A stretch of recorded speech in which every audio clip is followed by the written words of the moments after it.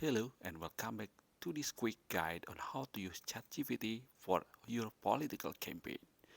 As a large language model trained by OpenAI, ChatGPT can be a valuable tool for your campaign. Here are a few ways you can use ChatGPT to your advantage.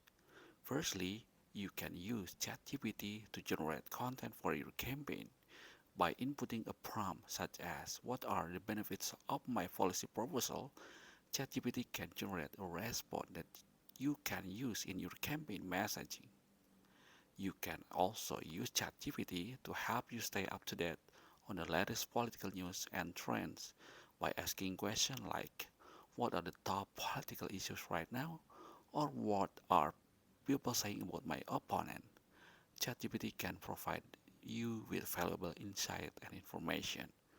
Additionally, ChatGPT can be used to engage with voters through social media. By inputting a prompt and using the generated response in a social media post, you can start a conversation with your audience and get them engaged in your campaign. Finally, ChatGPT can also help you prepare for debates and interviews by generating response to potential questions and helping you practice your messaging.